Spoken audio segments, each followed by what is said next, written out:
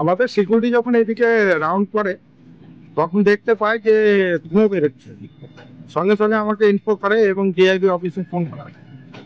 DIB থ্রুতে fire brigade থেকে গাড়ি চলে আসে তখন আমরা সকলে এসে দেখছি যে ফায়ার ব্রিগেড গাড়ি চলে এসছে এবং দুটো গ্যারেজই লক করা আছে সাহা এজেন্সির পাশে। কি ছিল ওর মধ্যে? পুরোনো টায়ার আছে, জেনারেটর আছে, পুরোনো অ্যাম্বুলেন্স আছে, ঠিক আছে। কি করে আগুন লাগলো কি জানতে পেরেছেন? না, এখনো কিছু জানা নেই। সবার পাশেই তো হাসপাতাল রয়েছে, হ্যাঁ, কিন্তু এলাকাতে আতঙ্ক ছড়িয়ে পড়েছিল। হ্যাঁ, আগুন লাগা মানে আতঙ্কই তো, ঠিক আছে। তবু আমাদের সিকিউরিটির তত্ত্বাবধানে ভালো কাজ হয়েছে, নাহলে বড় কিছু ঘটনা ঘটতে পারে, ঠিক আছে। আপনি?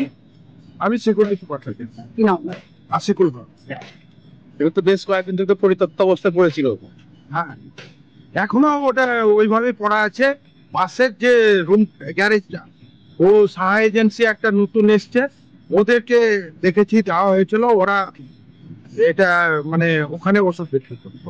তো কতদিন থেকে বন্ধ পড়েছিল এটা? দীর্ঘদিন ধরে বন্ধ পড়েছে।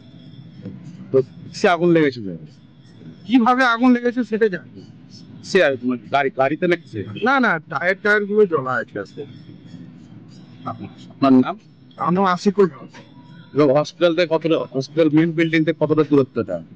এটা তো 100 মিটার দূরেই। বড় সড়ো আগুন লাগলে একটা বড় ক্ষতি হতো।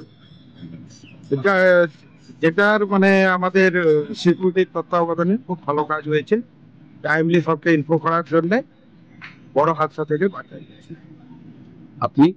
আমি সিকিউরিটি সুপারভাইজার। নাম? আশিকুল।